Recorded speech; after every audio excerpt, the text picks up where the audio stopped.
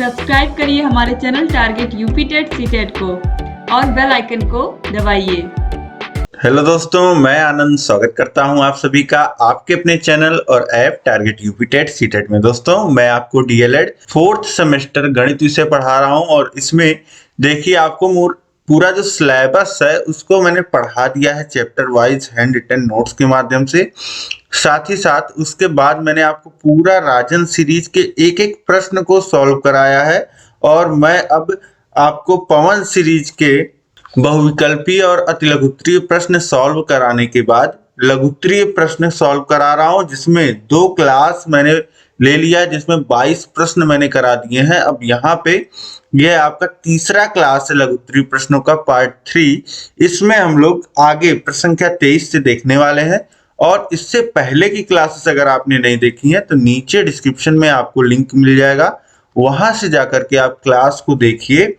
वहां पे आपको वीडियो एक सलीके से लगी हुई मिल जाएंगी और एक तरीके से आप पढ़ते हुए जाइए। सभी वीडियोस को आप देख लोगे तो आपकी पूरी तैयारी हो जाएगी। 25 में 25 स्कोर करके ही आओगे आप और कहीं भी कुछ भी छूटेगा नहीं, क्योंकि इसके बाद आपको प्लेलिस्ट में प्रीवियस ईयर क्वेश्चन पेपर मिल जाएंगे, वो आपको करके जाने हैं। और लगभग प्रश्न हमने आपके राजन पवन सीरीज अगर आप कर लेते हो तो प्रीवियस ईयर क्वेश्चन पेपर हो जाते हैं आपके।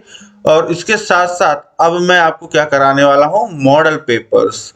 तो एग्जाम से जस्ट पहले आपको मिलेंगे मॉडल पेपर्स, वो मॉडल पेपर्स प्रैक्टिस करिएगा। लेकिन इससे पहले देखिए, एग्जाम से पहले बहुत जरूरी है कि आप अपने दोस्तों में इन क्लासेस को शेयर कर दीजिए, ताकि सभी लोग टाइम रहते क्लासेस को देख लें और जब मैं मॉडल पेपर्स लेकर के आऊं तो आपके पास अच्छा समय हो और आप मॉडल पेपर्स को सॉल्व कर पाओ। तो अभी आप शेयर कर दीजिए और क्लास को लाइक भी कर दीजिए। लाइक कम कर रहे हैं आप लोग, तो लाइक कर दीजिए, शेयर कर दीजिए कम से कम सभी ग्रुपों में और 5 खास मित्रों को। तब हम स्टार्ट करते हैं इस क्लास को। अब देखिए, इसके बाद हम लोग आगे देखते हैं प्रश्न संख्या 23 से भाग विधि से 1849 और 11,449 का धन वर्गमूल ज्ञात कीजिए। ठीक है, धन वर्गमूल है ये। ठीक है, तो इसका वर्गमूल यहाँ पे हमको निकालना है 1849 का और 11,449 का भाग विधि के माध्यम से। देखिए, जिसका वर्गमूल निकालना होता है सबसे पहले उसको इस तरीके से लिख लेते हैं। 1849 का निकालना है, 1849 लिख लेंगे। उसके बाद एक लाइन यहाँ खींच दीजिए आगे और एक लाइन ऊपर खींच दीजिए। अब यहाँ पे हम लोग जोड़ा बनाते हैं, पेयर बनाते हैं और दाहिने से बाएं ओर बनाते हुए चलते हैं तो 49 एक पेयर हो जाएगा और 18 एक पेयर हो जाएगा। ठीक, तो इस तरीके से 2 पेयर आपके बन गए। अब देखिए, पहला पेयर क्या है, 18। अब 18 जो पेयर है, अब हमको ऐसी संख्या चाहिए जिसका वर्ग जो है वह 18 के बराबर या उससे छोटा होता हो। तो 4 का जो वर्ग होता है वह 16 होता है, जो कि 18 से थोड़ा छोटा होता है। अब देखिए, 4 का 4 में गुणा हो जाएगा 16 और 4 में 4 जुड़ जाएगा, यहाँ जोड़ हो जाता है, 8 आ जाएगा और यहाँ एक स्थान खाली रहेगा और यहाँ 18 में से 16 घट जाएगा, यह आ जाएगा 2। अब देखिए, यहाँ 8 है और 8 के बगल कुछ लिखा जाएगा। अब कैसे क्या लिखा जाएगा ये देखेंगे। अब ये देखिए, यहाँ पे संख्या कम पड़ रही है तो ऊपर से संख्या आप उतार लेंगे तो ये हो जाएगा 249। अब 8 के बगल वो संख्या लिखी जाएगी जिससे उसी जो संख्या बनेगी उसी में गुणा करने के बाद ये 249 के बराबर या उससे छोटा रहे। तो देखिए, 1 लिखेंगे तो 81 हो जाएगा, एक बार में 81, और 2 लिखेंगे तो ये हो जाएगा 164। ठीक, 3 लिखेंगे तो कितना हो जाएगा, 249, यानी कि 3 बार में पूरा पूरा कट जा रहा है तो ये हो जाएगा 249 और ये 3 बार जाएगा और ये पूरा यहाँ समाप्त हो गया। तो ये हमारा आ जाएगा ऊपर जो आपको दिख रहा है यही वर्गमूल है, यानी कि 849 का जो वर्गमूल आ जाएगा वह 43 आ जाएगा। ठीक है, अब इसके बाद दूसरा जो कहा है 11,449, उसका भी हम लोग देख लेते हैं। यहाँ भी हम लोग 11,449 लिखेंगे, फिर पेयर बनाएंगे 2-2 का, और जहां एक संख्या अकेले बन जा रही है उसका अकेले का पेयर बन जाएगा। ठीक है, जो बची हुई लास्ट में संख्या है उसका अकेले का पेयर बन जाएगा।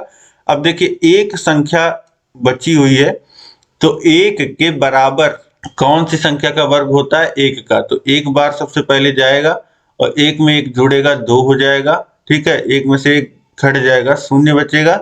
अब हम अगला पेयर उतारेंगे तो देखिए ये हो जाएगा 14 और यहाँ पे 14 के बाद देखिए इसमें 20 के बगल अगर हम लोग लिखते 21 तो भी भाग नहीं जा रहा है।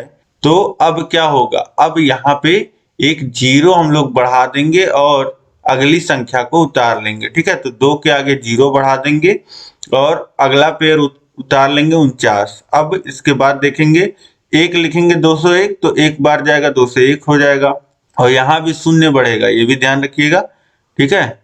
अब इसके बाद फिर कितनी बार ले जाएंगे, फिर देखेंगे तो 7 बार जा रहा है तो 7 बार में पूरा पूरा चला जाएगा तो यहाँ पे 7 लिख देंगे, यानी कि इसका जो वर्गमूल हो जाएगा 107 हो जाएगा, ठीक है। तो इस तरीके से दोनों का वर्गमूल भाग विधि से आप आसानी से यहाँ पे निकाल लेंगे। अब इसके बाद अगला प्रश्न हम लोग देखते हैं, प्रश्न संख्या 24। 19, 21 और 7 का घन बताइए। अब देखिए 19 का घन मतलब 19 का क्यूब, 19 का 3 बार गुणा, तो ये आता है 6859। इसके बाद देखिए दूसरा 21 का घन निकालना है तो 21 का 3 बार गुणा कर लीजिए, यह जाएगा 9261 और 7 का घन करेंगे 343, ठीक, यही आपको लिखना था, यही उत्तर हो जाएगा। इसके बाद देखिए अगला प्रश्न है, प्रश्न संख्या 25। 29 सही 791 बटे 1000 का घनमूल ज्ञात कीजिए। अब देखिए संख्या जो दिया है वह इस तरीके से लिखा है 29 सही 791 बटे 1000। अब सबसे पहले इसे भिन्न रूप में लिख लेते हैं। तो ये देखिए 29 में 1000 का गुणा होगा 29,000 और जोड़ होगा 791 और बटे में है 1000, पूरे के बटे 1000 हो गया। अब ये हो जाएगा देखिए 29,791 बटे 1000। अब इसका घनमूल लेना है, क्यूब रूट लेना है, यही प्रश्न में कह रहा है। तो देखिए ऊपर का घनमूल अलग ले सकते हैं और नीचे का घनमूल अलग ले सकते हैं, ये नियम होता है, ठीक है। अगर किसी भिन्न पे कोई करनी लगी हुई है तो ऊपर नीचे वही करनी की घात रखते हुए हम लोग करनी लिख सकते हैं। अब देखिए नीचे जो है वह 1000 का वर्गमूल 10 हो जाएगा, इसमें तो कोई डाउट ही नहीं है। और ऊपर देखिए तो ऊपर अंदाजा लगाइए 29,791 संख्या है। अब देखिए 10 का क्यूब जो होता है वह होता है 1000, 20 का क्यूब जो होता है वह होता है 8000 और 30 का जो क्यूब होता है वह होता है 27,000, ठीक। और ये संख्या कितनी है 29,000। अब 30 के बाद जैसे आप 31 बढ़ोगे तो एक बड़ा चेंज आएगा, 31 का जो क्यूब होगा वह इसी के बराबर होगा 29,791 में, ठीक है। तो इसीलिए इसका क्यूब रूट हो जाएगा 31 और बटे में 10, इसका मान कितना आ जाएगा 31 बटे 10 या 3.1 इसको लिख सकते हैं। तो इस तरीके से इसका घनमूल आप आसानी से निकाल लेंगे। अब इसके बाद हम लोग देखते हैं अगला प्रश्न है, प्रश्न संख्या 26। पूर्ण वर्ग संख्या 2025 का गुणनखंड विधि से वर्गमूल ज्ञात कीजिए। तो गुणनखंड विधि से मतलब कि इसका अभाज्य गुणनखंड ज्ञात करना है, ठीक है। अब पहले ही बता दिया कि ये पूर्ण वर्ग संख्या है 2025 और आपको पता है कि ये 45 का वर्ग होता है, लेकिन इसको आपको गुणनखंड विधि से वर्गमूल निकाल के दिखाना है। तो गुणनखंड विधि में क्या करते हैं, अभाज्य गुणनखंडों के रूप में संख्या को लिख लेते हैं, ठीक है। तो अभाज्य गुणनखंडों के रूप में किस तरीके से कितना लिखा जा सकता है 2025 को। अब देखिए 2025 में हम लोग भाग देंगे तो देखिए 2 से तो जाएगा नहीं, 3 से ले जाएंगे तो कितनी बार जाएगा 3 से 6 बार और उसके बाद 7 बार, फिर 1 15 5 बार, फिर 3 से ले जाएंगे तो 2 और फिर 2 फिर 5। अब देखिए 3 से जाएगा क्या, तो 3 से एक बार अभी और जा रहा है तो देखिए ये हो जाएगा 7 और 5 75 और अभी 3 से फिर जाएगा तो ये हो जाएगा 2 और 5 25। अब 25 का 5 बार 2 बार जाएगा, यानी कि इसको कितना लिख सकते हैं 3 का 4 बार गुणा और 5 का 2 बार गुणा, ठीक। यानी कि ये क्या लिखा जा सकता है, अब जब वर्गमूल निकालना है तो 2 2 का पेयर बना लेते हैं और हर एक पेयर में से एक निकाल लेते हैं, यानी कि 3 स्पेयर में से निकलेगा और गुणे 3 स्पेयर में से और गुणे 5 स्पेयर में से, यही वर्गमूल हो जाएगा। देखिए 9 गुणे 5 यानी कि 45। इसका वर्गमूल कितना आ जाएगा? 45। इसके बाद देखिए अगला प्रश्न हम देखेंगे। अगला प्रश्न है प्रश्न संख्या 27। 6 अंकों की बड़ी से बड़ी पूर्ण वर्ग संख्या ज्ञात कीजिए। 2019 में पूछा हुआ प्रश्न है। तो प्रश्न को समझिए। 6 अंकों की बड़ी से बड़ी पूर्ण वर्ग संख्या पूछ रहा है। अब देखिए पूर्ण वर्ग संख्या क्या होती है? जिसका वर्गमूल निकल जाता है, कोई पूर्ण संख्या आता है। जैसे 1 का वर्गमूल 1 आता है, 4 का वर्गमूल जो है वह 2 आता है। तो 4 क्या है? पूर्ण वर्ग संख्या है। इसी तरीके से 9 क्या है? 9 भी पूर्ण वर्ग संख्या है। और 9 जो है वह 1 अंक की सबसे बड़ी पूर्ण वर्ग संख्या है। कोइंसिडेंस देखिए कि 9 जो है वह 1 अंक की सबसे बड़ी संख्या होती है और यह 1 अंक की सबसे बड़ी पूर्ण वर्ग संख्या भी होती है। ठीक, तो इस तरीके से आप समझ पा रहे हैं कि सबसे बड़ी पूर्ण वर्ग संख्या क्या होती है। ठीक है, अब इसी तरीके से अगर 2 अंक का पूछे कि सबसे बड़ी पूर्ण वर्ग संख्या क्या होता है, तो होता है 81। ठीक है, ये 9 का वर्ग होता है 81 और 10 का वर्ग 100 हो जाता है, जो कि 3 अंक का हो जाता है। तो 81 क्या है? सबसे बड़ी पूर्ण वर्ग संख्या है 2 अंक की। ठीक, तो अब इसी तरीके से आपको निकालना है 6 अंक का। तो ये तो छोटी संख्याएं हैं, ये तो आपको पता है, लेकिन 6 अंक का आप कैसे निकालेंगे?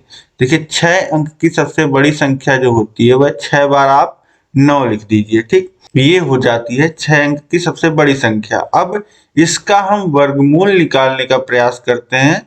इसका वर्गमूल जब हम निकालेंगे तो हमको पता लग पाएगा कि हाँ, इसके नजदीक का कौन सा संख्या है जिसका वर्ग पॉसिबल है, और वही जो हो जाएगा वह इसका 6 अंकों की बड़ी से बड़ी पूर्ण वर्ग संख्या हो जाएगी। तो देखिए भाग विधि के द्वारा यहाँ पे हम वर्गमूल निकालेंगे। 6 बार हमको 9 लिखना है, 6 अंक की सबसे बड़ी संख्या मिल गई हमको। अब इसी के पास का संख्या हम निकालेंगे कैसे? देखिए यहाँ पे पहले जोड़ा बना देते हैं। इस तरीके से ये जोड़ा हो जाएगा। अब देखिए 9 9 81 होता है, तो ये 9 बार जाएगा और फिर इसमें 9 जुड़ जाएगा, तो ये हो जाएगा 18 और एक स्थान खाली है। अब यहाँ घटाएंगे तो 8 और 1 18, फिर उतारेंगे तो हो जाएगा 1899। तो अब 1899 में हमें भाग करना है। तो देखिए 1 बार ले जाएंगे तो 181 होगा, 2 बार ले जाएंगे तो 362 होगा। इसी तरीके से 9 बार तक जाएगा, 9 बार जाएगा तो ये कितना हो जाएगा? देखिए 10 बार जाता तो ये 890 के करीब होता। ठीक है, लेकिन अब यहाँ पे अब देखिए ये यहाँ पे 9 बार जा रहा है, तो 9 का गुणा कर लीजिए, इसमें 9 बार जाएगा। 9 9 81 के 1 हाथ लगा 8, फिर 9 8 72, ये हो जाएगा 80, हासिल लग जाएगा 8 और फिर 9 का 9 और 8 17, तो आ जाएगा 1701। अब इसके बाद घटा दीजिए तो हो जाएगा 8 और 9 और 1, 198 यहाँ बच गया। अब इसमें 9 जुड़ जाएगा। देखिए 9 बार गया है तो 9 जोड़ दीजिए, 9 18 और इसके बाद 1 हासिल लगा तो ये 9 और 198 ये हो जाएगा। अब देखिए एक स्थान खाली रहेगा 198 के बगल। अब यहाँ पे अगला पेयर जो है वह हम उतारेंगे। देखिए 198 में तो भाग जाता नहीं, क्योंकि यहाँ पे 198 के बगल कोई संख्या आनी है। ठीक है, तो अब देखिए ये हो गया 19,899। तो ये भी अगर इसके बगल 1 लिखते हैं तो ये हो जाएगा 1981, 1 बार जाएगा। और इसी तरीके से चेक करेंगे तो 9 बार पूरा जाएगा, तो ये हो जाएगा यहाँ पे 9 से गुणा कर दीजिए 1989 में, तो ये आ जाएगा 17,901, 17,901 आ जाएगा। और फिर घटा लेंगे तो 1998 यहाँ पे बच जाएगा शेषफल, 1998 शेषफल बच जाएगा। यानी कि यही अगर 1998 नहीं होता तो ये संख्या क्या होती? पूर्ण वर्ग होती। अब इसके बाद इसमें भाग जाएगा भी नहीं 1998 में, क्योंकि भाजक जो है वह बड़ा हो गया है। ठीक है, तो यहाँ पे 9 बार गया था। अब यही जो है 999 यह एक पूर्ण वर्ग संख्या होगी। इसमें अगर यही 1998 घटा दिया जाए तो जो संख्या प्राप्त होगी वह ये पूर्ण वर्ग संख्या होगी। ठीक है, यानी कि इसी में घटा लीजिए, जो 6 बार 9 है 1998, अगर इसमें नहीं होता तो जो संख्या है वह पूर्ण वर्ग संख्या है। और ये संख्या जो होगी यह 6 अंकों की बड़ी से बड़ी संख्या होगी, क्योंकि इसके आसपास और कोई संख्या ऐसी नहीं है जो 6 अंकों की हो और बड़ी से बड़ी हो। ठीक, तो इस तरीके से ये हो जाएगा 6 अंकों की सबसे बड़ी पूर्ण वर्ग संख्या। इसके बाद देखिए अगला प्रश्न है, प्रश्न संख्या 28, क्या 216 एक पूर्ण घन संख्या है, सिद्ध कीजिए। तो 216 का पूर्ण घन संख्या है या नहीं है, यह देखने के लिए हम इसको अभाज्य गुणनखंडों के रूप में तोड़ेंगे। देखिए पहले 2 से भाग करेंगे, जब तक 2 से जाएगा 2 से करेंगे, फिर 3 से करेंगे। ठीक, अब 216 को हम अभाज्य गुणनखंडों के रूप में लिख सकते हैं। देखिए 2 का 3 बार गुणा है, फिर 3 का 3 बार गुणा है। अब जब घनमूल लेते हैं हम लोग तो 3 का पेयर लेते हैं और उसमें से हम लोग एक एक संख्या निकाल लेते हैं। अगर 3 का पेयर बन रहा है, जैसे 2 के घाते 3, 3 के घाते 3 बन गया, तो इसका मतलब क्या है, इसका मतलब ये है, ठीक है, कि यह एक पूर्ण घन संख्या है। अगर कहीं भी अगर 3 का यहीं 4 बार गुणा होता तो यहाँ पेयर नहीं बनता 3 का, इस 3 का कोई पेयर नहीं है। ठीक है, जो भी संख्या रहेगी वह 3 के जोड़े में रहेगी, तो यहाँ इस 3 के जोड़े में नहीं है, तो इसलिए ये पूर्ण घन नहीं होता। जबकि जो संख्याएं यहाँ पे आ रही हैं सबका 3 का पेयर बन जा रहा है, इसलिए ये क्या है, पूर्ण घन संख्या है। अब इसके बाद हम लोग अगला प्रश्न देखते हैं, प्रश्न संख्या 29 है, 8000 का घनमूल ज्ञात कीजिए। तो 8000 को हम लोग कितना लिख सकते हैं, देखिए 8000 को 2 गुणे, फिर 4000 हो जाएगा, 2000 हो जाएगा, 1000 हो जाएगा, 500 हो जाएगा, 250 हो जाएगा, 125 हो जाएगा। 125 को कितना लिख सकते हैं, 5 गुणे 5 गुणे 5। ठीक है, तो यहाँ पे देखिए 2 का 3, फिर 2 का 3, फिर 5 का 3, यानी कि ये कितना हो जाएगा, घनमूल लिखना चाहेंगे, घनमूल बराबर हो जाएगा 2 गुणे 2 गुणे 5। ठीक है, तो ये हो जाएगा आपका 2 दूनी 4 और 4 पच्चीस 20, ये 20 का घनमूल हो जाएगा 8000। ठीक है, तो इस तरीके से घनमूल आप निकाल लोगे आसानी से।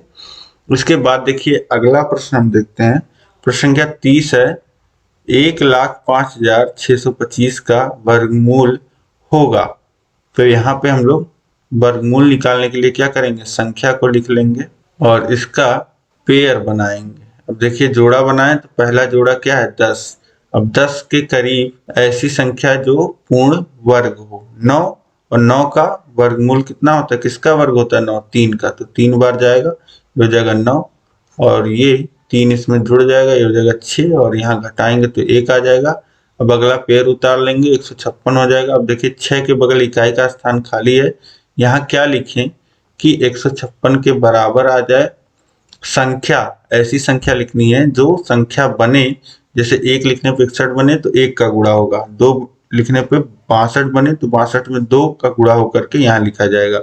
तो अब यहाँ पे 2 लिखेंगे क्योंकि 1 छोटा रहेगा, 2 जो है वह इससे छोटा या इसके बराबर के करीब आएगा, और 3 लिखेंगे तो इससे बड़ा हो जाएगा। ठीक, तो 2 बार ले जाएंगे तो ये हो जाएगा 124। अब इसके बाद घटा दीजिए 2 और 3, ये बच जाएगा 32। अब इसमें देखिए 2 जुड़ जाएगा तो हो जाएगा 64। अब इसके बाद अगला पेयर उतार लेते हैं, ये देखिए 64। अब देखिए कितनी बार जाएगा, तो ये 5 बार जाएगा, 5 बार ले जाएंगे तो 5 का गुणा करिए, 5 पच्चीस 25, हासिल लगा 2, फिर 5 चौक 20 और 2 22, और 22 और 2 हासिल लगा है 30, 2 32, ये हो जाएगा। तो इस तरीके से ये पूरा खत्म हो गया, 5 बार चला गया, जो पूर्ण इसका वर्गमूल आ जाएगा वह इसका वर्गमूल आ जाएगा 325। ठीक है, तो वर्गमूल बराबर हो जाएगा 325। इसके बाद देखिए प्रश्न संख्या 31 है, संख्या 1024 का वर्गमूल होगा। तो वर्गमूल निकालने के लिए हम क्या कर सकते हैं, या तो गुणनखंड विधि अपना लें अभाज्य गुणनखंडों के रूप में, या फिर भाग विधि से कर लें। तो देखिए भाग विधि से हम लोग करते हैं, पेयर बना लिए, फिर उसके बाद देखिए 3 बार जाएगा, ये हो जाएगा 9, बचेगा कितना 1, अगला पेयर उतर जाएगा 24, यहाँ 3 जुड़ेगा 9 हो जाएगा। अब फिर कितनी बार जाएगा, एक ही बार यहाँ पे जाएगा। देखिए 3 3 जुड़ जाएगा, 6 हो जाएगा।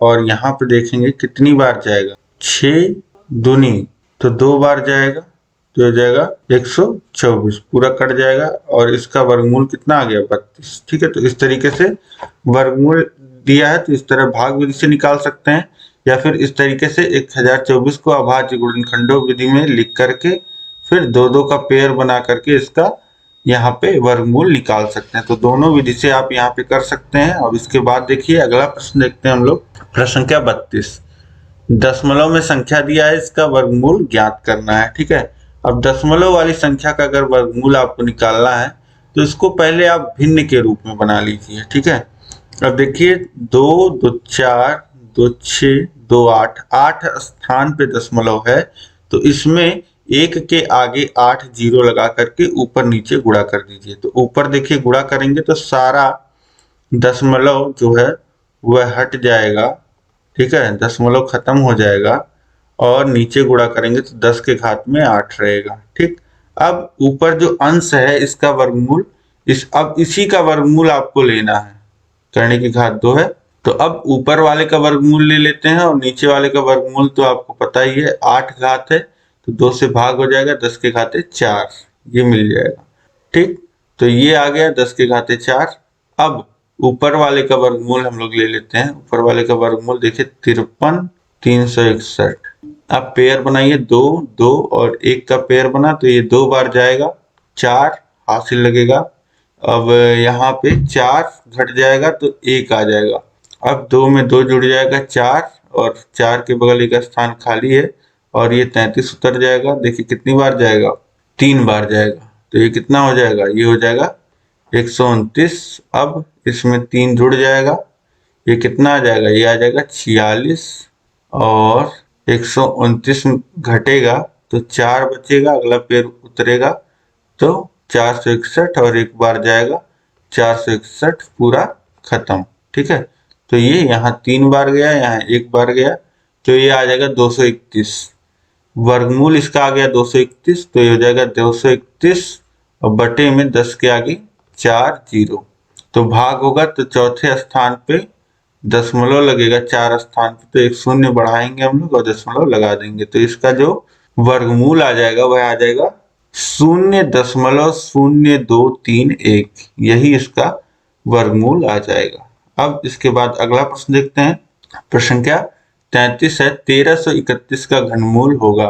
तो देखिए 1331 को हम लोग कितना लिख सकते हैं, 11 गुणे 11 गुणे 11, और ये घनमूल होता है 11 का। 1331 का घनमूल कितना होता है, 11 होता है। अगर कहीं कोई कंफ्यूजन है तो इसको अभाज्य गुणनखंड में पहले लिख लीजिए। कैसे लिखेंगे, 2 से नहीं जाएगा, 3 से नहीं, 4 से नहीं, 5 से नहीं, 6 नहीं, 7 से नहीं, 8 से नहीं, 9 से नहीं, 10 से नहीं, 11 से जाएगा 1, और फिर 2 2 बार, फिर 1 बार, फिर 11 से 11 हो जाएगा, फिर 11 से, यानी कि 1331 को कितना लिख सकते हैं, 11 का 3 बार गुणा, यानी कि 1331 का घनमूल कितना आ जाएगा, 11।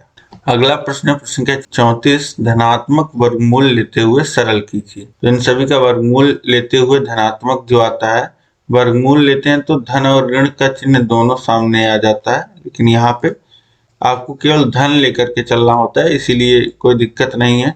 तो अब इसको देखिए, रूट में 400 धन, रूट में 0.04 धन, रूट में 0. कितने अंक, 5 शून्य है और 4 है। ठीक, तो अब देखिए 400 का वर्गमूल तो आपको पता है 20 होता है, और फिर इसका होता है वर्गमूल, देखिए 0.04, ये किस संख्या का 2 बार गुणा करके प्राप्त हुआ है, तो 0.2 गुणे 0.2, यानी कि इसका मान आ जाएगा 0.2। और यहाँ पे देखिए 6 अंक पे दशमलव है, तो किस संख्या का गुणा करके 6 अंक पे दशमलव आ सकता है, 2 बार गुणा हो रहा है उसी संख्या का उसी में, यानी कि 3 अंक पे दशमलव होगा, तो 3 अंक पे दशमलव लगा दीजिए, तो ये हो जाएगी संख्या, इसका वर्गमूल हो जाएगा 0.002। अब इन सभी को जोड़ देंगे तो देखिए 20 ये पूरा है, फिर 0.2 है, और ये 0.002 है। इन सभी को जोड़ेंगे तो हो जाएगा 20.202। यही उत्तर आ जाएगा। इसके बाद देखिए अगला प्रश्न देखते हैं, प्रश्न संख्या 35 है। यदि दो सिक्कों को एक साथ ऊपर फेंका जाता है तो किस प्रकार परिणाम प्राप्त होने की संभावना है? दो सिक्कों को एक साथ ऊपर फेंका जाता है तो किस प्रकार के परिणाम प्राप्त हो सकते हैं? देखिए दो सिक्के हैं तो कुल कितने परिणाम प्राप्त होंगे? 2 के घात 2 यानी कि 4 परिणाम ये प्राप्त होंगे। अब क्या क्या परिणाम प्राप्त हो सकते हैं? तो दो सिक्कों के एक साथ उछालने पर दोनों पे चित्त आ सकता है, दोनों पे हेड आ सकता है, दोनों पे पट्ट टेल आ सकता है। पहले पे हेड आ सकता है, दूसरे पे टेल, इसको लिखते हैं H, T। और चौथे केस में आ सकता है पहले पे पट्ट दूसरे पे हेड, तो टेल हेड। यही 4 स्थितियां बनती हैं, यही 4 चीजें हो सकती हैं दो सिक्कों को अगर एक साथ उछाला जाए। इसके बाद देखिए अगला प्रश्न है, प्रश्न संख्या 36। दो पासों को एक साथ फेंकने पर दोनों पर सम अंक ऊपर आने की घटना का समुच्चय ज्ञात कीजिए। बस घटना का समुच्चय बताना है, मतलब कि वे कौन कौन सी घटनाएं होंगी जब दोनों पासों पर सम अंक आएंगे। अब मैंने कल आपको बताया था कि जब दो पासे फेंके जाते हैं तो वहां पे 36 घटनाएं हो सकती हैं। उन 36 घटनाओं में से आप देखिए कि कौन सी ऐसी घटनाएं हैं जहां पे दोनों अंक जो हैं वह सम है, यही आपको खोज के निकालना है। तो पहले में अगर आप देखते हैं तो पहले में तो एक जो है वह विषम संख्या है, ठीक है, तो इसलिए ये इसमें से तो कोई नहीं होगा। अब देखिए 2 में 2,2, 2,4 और 2,6। इसी तरीके से 3 में कोई नहीं होगा, 4,2 और 4,4 और 4,6। और 5 में तो कोई नहीं होगा, फिर 6,2, 6,4 और 6,6। यानी कि कुल यहाँ पे 6 घटनाएं आपको यहाँ पे देखने को मिल रही हैं। जैसे 2,2, 2,4, 2,6 और फिर 4 में 3 घटनाएं और 6 में 3 घटनाएं। यहाँ पे देखिए तो 3, 3, 6, 3, 9, ये कुल 9 घटनाएं यहाँ पे जो हैं, यही 9 घटनाएं लिख दिया जाएगा। एक इस तरीके से समुच्चय का मतलब इस तरीके के ब्रैकेट में आप रिप्रेजेंट करिएगा, मझले ब्रैकेट में, ठीक है, कॉमा लगा लगा के सभी घटनाओं को, ठीक है। ये हो जाएगा आपका दो पासों को एक साथ फेंकने पे दोनों पे सम अंक ऊपर आने की घटना का समुच्चय। अब इसके बाद देखिए अगला प्रश्न है, प्रश्न संख्या 37।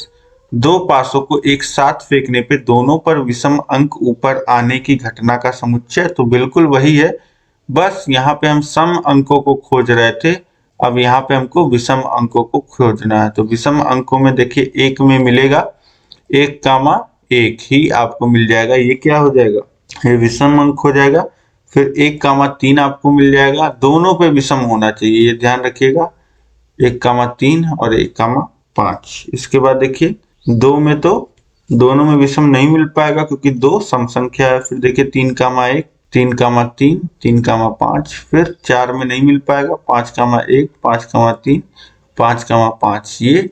ये भी 9 संख्याएं आपको मिल गई, ये भी क्या हो जाएंगी, ये 9 हो जाएंगे। दोनों पासों पे एक साथ फेंकने पर दोनों पर विषम अंक ऊपर आने की घटना का समुच्चय, ठीक है। तो इस तरीके से यहाँ तक आप समझ गए प्रश्न संख्या 37 तक।